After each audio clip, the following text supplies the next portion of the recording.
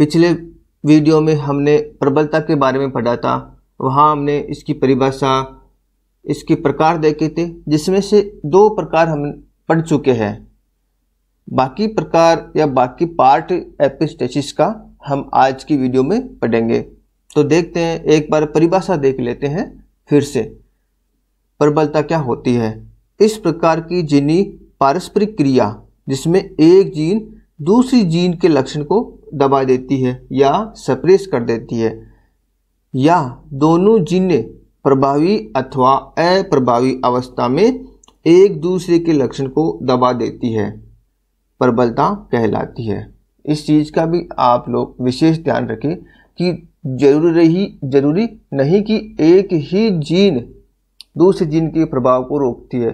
दोनों जीनें भी एक दूसरे के लक्षण को या प्रभाव को छुपा देती है, हाइड कर देती है या दबा देती है।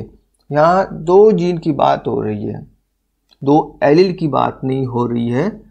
मेंडल के प्रभाविता के नियम में हमने एक जीन के 2 एलील की चर्चा की थी। यहाँ पे 2 जीन की बात कर रहे हैं और वो भी अलग अलग लोकस पे स्थित होती है। जैसे मैं यहाँ आप कोने में देखना साइड में, यहाँ मैं गुणसूत्र बना रहा हूँ। ये गुणसूत्र मैंने ये बना दिया, दूसरा गुणसूत्र मैंने ये बना दिया।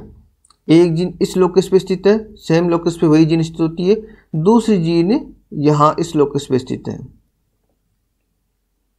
तो ये जीन पहले जीन पे प्रभाव डाल सकती है, उसके लक्षण को दबा सकती है, छिपा सकती है, या ये जीन दूसरे जीन के लक्षण को दबा सकती है।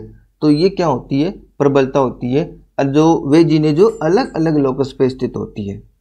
ठीक है, इस चीज का आप सभी विशेष ध्यान रखें। चलो हम चलते आगे, प्रबलता के टाइप्स पे या प्रकार पे चलते हैं।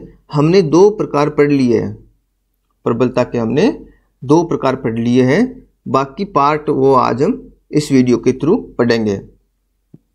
शुरू करते हैं। देखो, एक चीज आप सभी ध्यान रखें, यूनिवर्सिटीज के बुक्स में कई जगह या कुछ बुक्स में सिलेबस में एपिस्टेसिस शब्द नहीं दिया हुआ है। वहाँ पे प्रबलता शब्द सिलेबस में नहीं यूज किया गया है। वहाँ पे पूरक जीन, संपूरक जीन, द्विगुण जीन आदि का प्रयोग किया गया है सिलेबस में। आप सभी विद्यार्थियों को कंफ्यूज नहीं होना है। पूरक जीन रिसेसिव एपिस्टेसिस का एग्जाम्पल है, यानी जो जीन रिसेसिव एपिस्टेसिस शो करती है वो पूरक जीन कहलाती है। जो gene duplicate recessive epistasis show करती है वो संपूरक जीन कहलाती है। जो जीन द्विगुण प्रभावी प्रबलता प्रदर्शित करती है वो द्विगुण जीन या डुप्लीकेट जीन कहलाती है। तो आप के जी पूरक जीन एग्जाम में आता है तो आप रिसेसिव एपिस्टेसिस को समझाओगे और उसका एग्जाम्पल पूरक जीन के रूप में लोगे। ठीक है, आगे समझ में। चलो चलते हैं तीसरे प्रकार के ऊपर, जो प्रभावी प्रबलता है या डोमिनेंट एपिस्टेसिस है।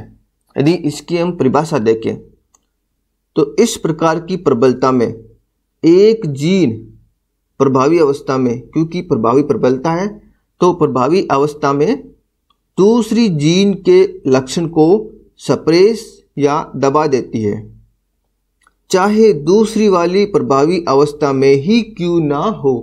दूसरी जीन चाहे प्रभावी अवस्था में ही क्यों ना हो, पहली जीन अपनी प्रभावी अवस्था में उस जीन के लक्षण को दबा देती है। दूसरी जीन के लक्षण को दबाने वाली पहली जीन एपिस्टेटिक जीन कहलाती है, और जिस जीन का लक्षण प्रकट नहीं होता है यानी दूसरी जीन, वो हाइपोस्टेटिक जीन कहलाती है या उसको हाइपोस्टेटिक जीन कहते हैं। ठीक है, ये इसकी परिभाषा हो गई।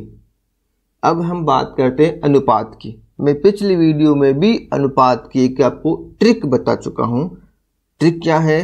प्रभावी प्रबलता आ गया, हम मेंडल की द्विसंकर संकरण का अनुपात देखें फिनोटाइप का तो 9331 हमें प्राप्त होता है। तो प्रभावी प्रबलता में क्या करेंगे, शुरुआत के हम 2 जोड़ देंगे तो कितना हो जाएगा 12 3 1। तो इसका अनुपात क्या आ जाएगा, 12:3:1। अब यहाँ पे परिभाषा में भी मैंने आपको बताया है कि एक जीन दूसरे जीन के ऊपर प्रभावी है।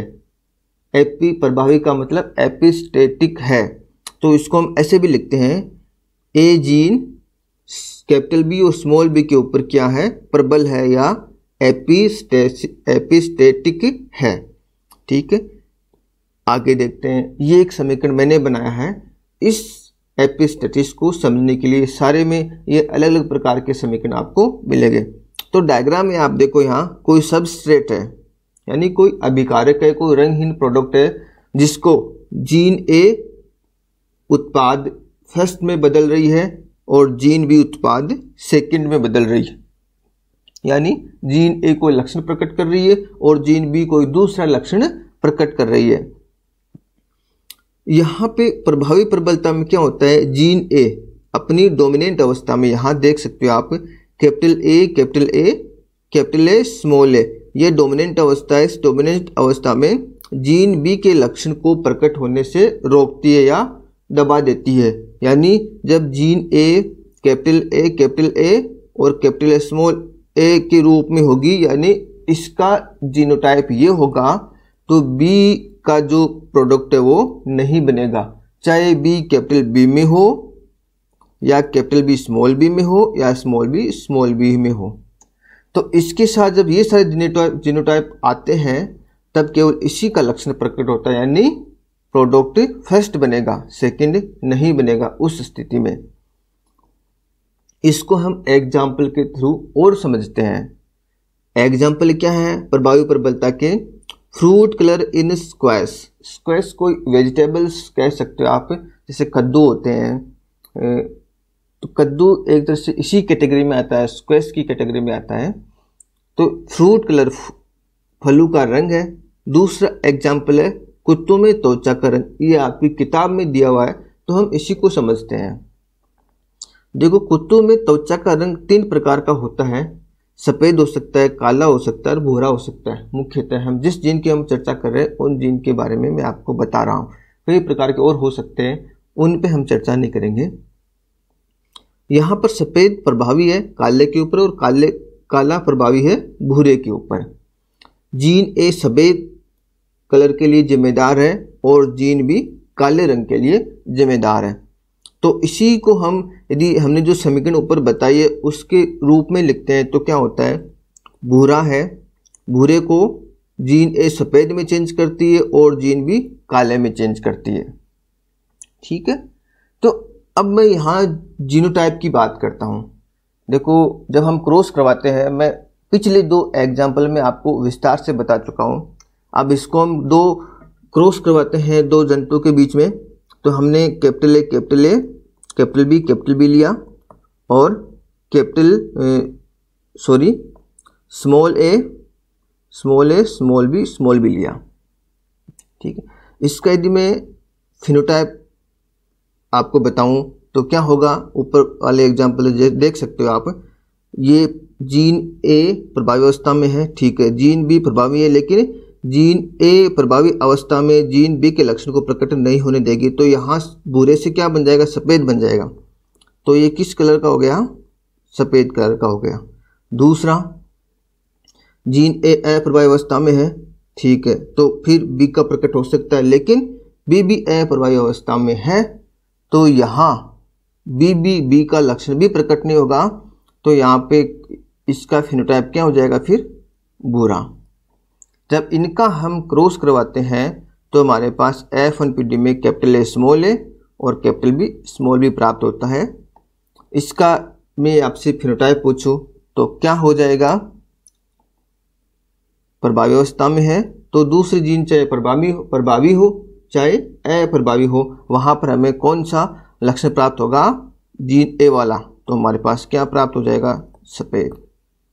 ठीक है, अब ये F1PD हो गई।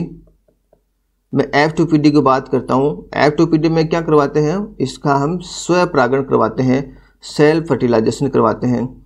तो स्वपरागण में हमें 9 प्रकार के जीनोटाइप प्राप्त होते हैं, वही जो हम पिछले चर्चा कर चुके हैं पिछले एग्जाम्पल में। तो 9 को मैं यहाँ पे लिखूँ तो आप देखो यहाँ पे वही capital A capital A capital B capital B capital A capital A लिख देता हूँ मैं। सबसे पहले 3 बार कैपिटल ए कैपिटल लिख दिया, 3 बार कैपिटल ए स्मॉल ए लिख दिया और 3 बार small A small A small A लिख दिया।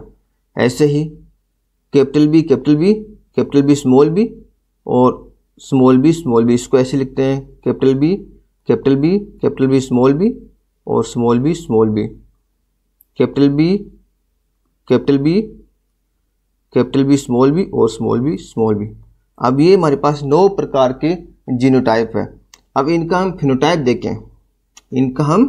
फिनोटाइप देखें तो यहाँ पे सफ़ेद रंग वाले कौन से होंगे, जिसमें पहली जीन प्रभावी अवस्था में होगी वो सारे के सारे कौन से हो जाएंगे, सफ़ेद। तो ये सारे के सारे कौन से हो गए, सफ़ेद। आगे चलते हैं, भूरा, भूरे को काले में जीन बी परिवर्तित करती है। तो काला में कब प्राप्त होगा, जब बी प्रभावी में हो और ए जीन अप्रभावी अवस्था में हो, क्योंकि ए जीन प्रभावी होते ही बी जीन के लक्षण को दबा देती है। तो ए जीन का अप्रभावी होना जरूरी है और बी जीन का प्रभावी होना जरूरी है।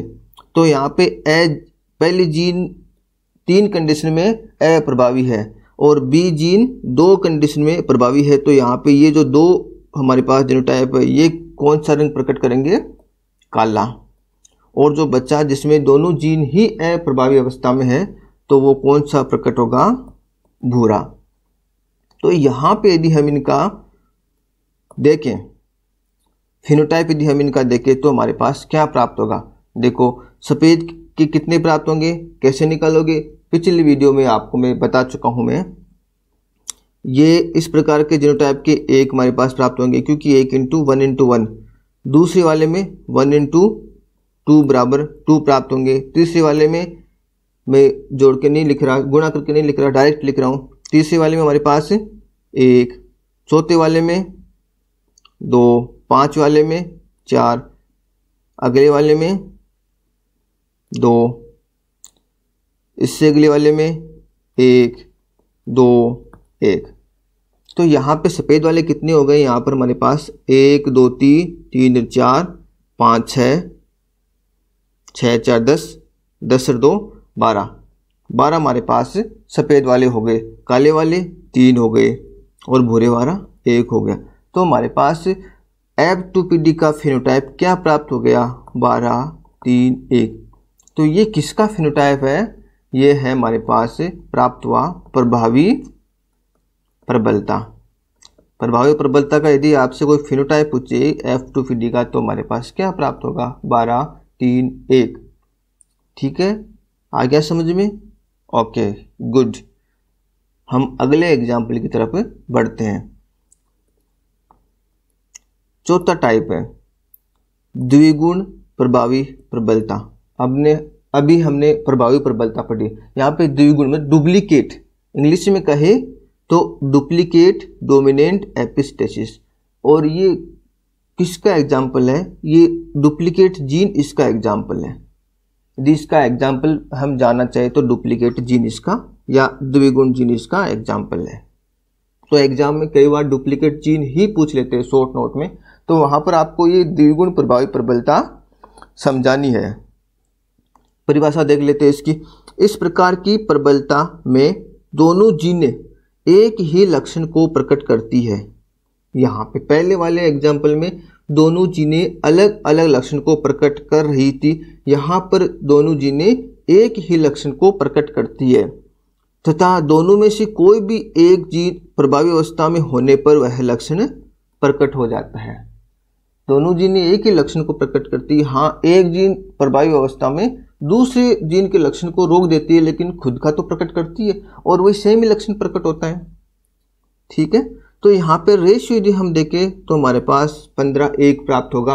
कैसे, वही मेंडल का द्विसंकरण संकर रेशियो को हम क्या करते हैं, डबल प्रभावी प्रबलता या डुप्लीकेट डोमिनेंट एपिस्टेसिस में शुरुआत की 3 हम जोड़ देते हैं, तो 15:1 हमारे पास आ जाएगा।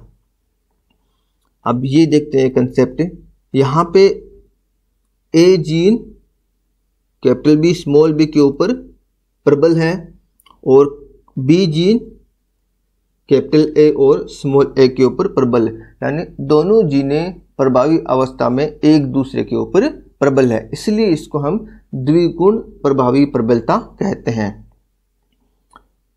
चलो इसको हम डायग्राम से समझते हैं। सबस्ट्रेट को रंगहीन पदार्थ है, उसको दोनों जीनें सेम प्रोडक्ट में परिवर्तित करती है या सेम लक्षण में प्रकट करती है।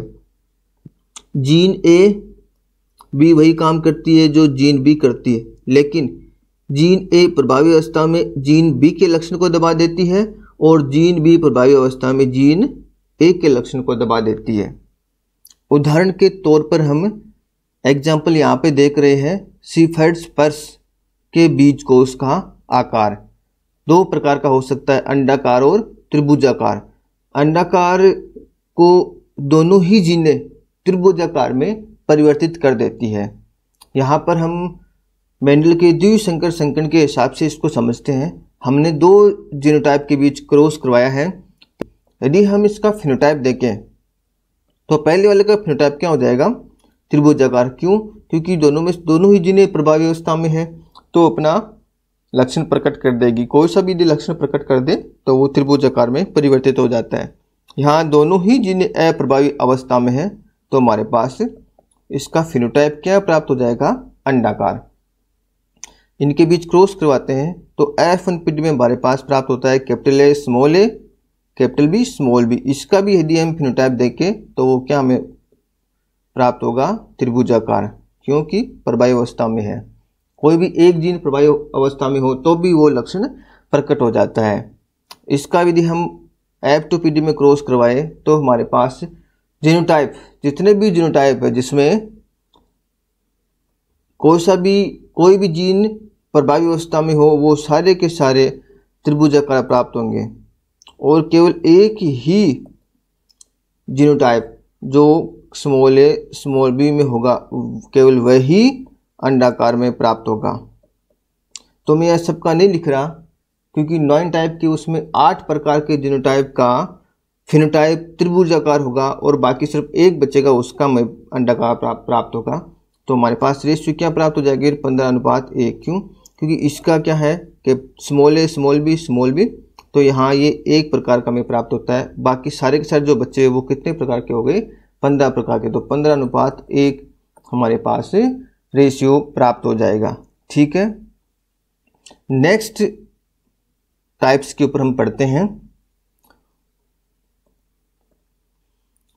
प्रभावी व अप्रभावी प्रबलता, ये दोनों की मिक्स है, डोमिनेंट और रिसेसिव दोनों का मिक्स है।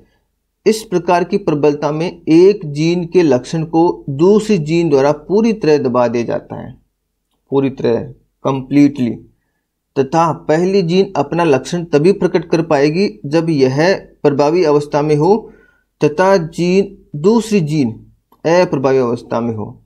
पहली जीन तभी अपना लक्षण प्रकट कर पाएगी, दूसरी जीन का वहाँ अप्रभावी होना जरूरी है और पहली जीन का प्रभावी होना जरूरी है। यदि इसका रेशियो हम देखें तो हमारे पास रेशियो क्या प्राप्त होगा, 13:3। क्या रेशियो प्राप्त होगा, 13:3। यदि इसको हम रेखीय एक्सप्लेनेशन देखें तो क्या हो जाएगा, डायग्राम के थ्रू कोई सबस्ट्रेट है उसको जीन ए उत्पाद में परिवर्तित कर रही है या किसी लक्षण में उसको प्रकट कर रही है। जीन बी प्रभावी अवस्था में जीन ए के लक्षण को पूरी तरह दबा देती है।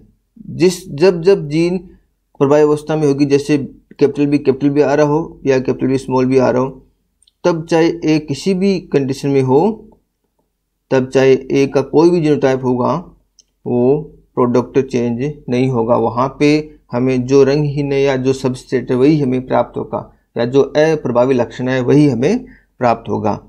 एग्जाम्पल हम देखें इसका तो एग्जाम्पल क्या हो जाएगा, प्रिमूला पौधे में फूलों का रंग नीले रंग के फूल होते हैं जो मालवीडीन पिगमेंट के कारण होते हैं और ये नीला रंग ये पिगमेंट कौन सी जीन बनाती है, जीन ए। लेकिन कब? जब जीन बी अप्रभावी अवस्था में हो, क्योंकि जीन बी क्या करती है, प्रभावी अवस्था में जीन ए के लक्षण को पूरी तरह दबा देती है।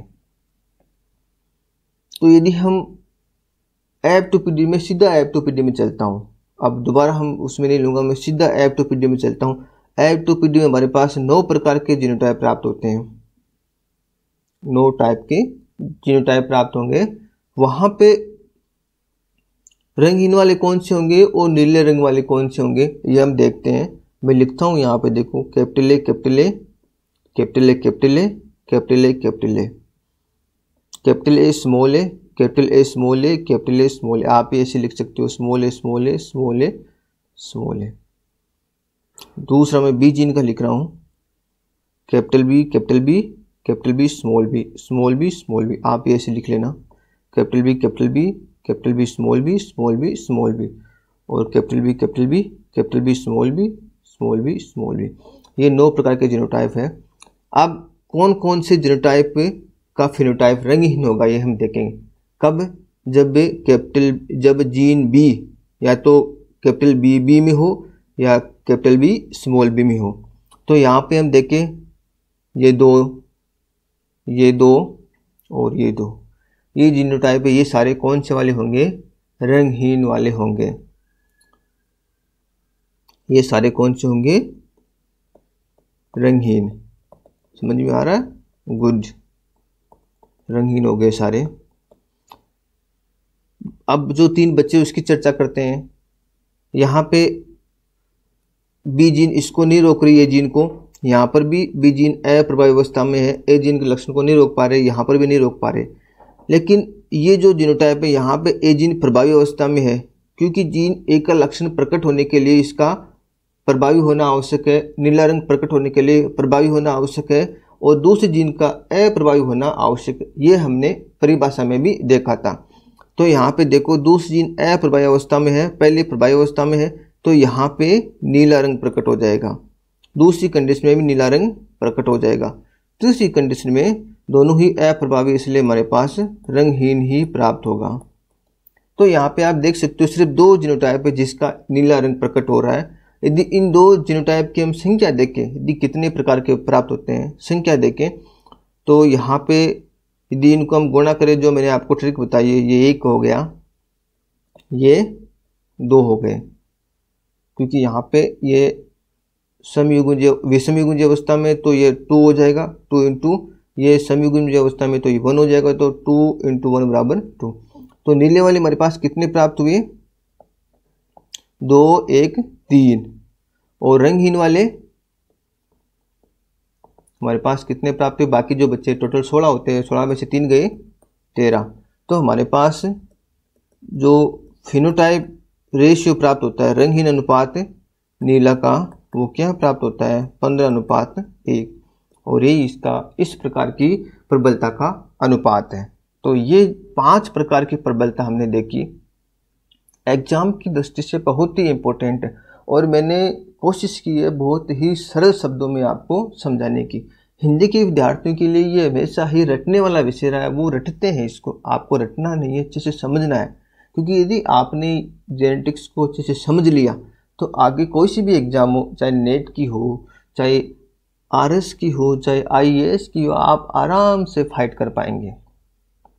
जेनेटिक्स बहुत ही सरल है, बहुत ही सरल, बस अच्छे से समझ में आनी चाहिए। आप दिल लगाकर इसको समझोगे तो अच्छे से समझ में आ जाएगी।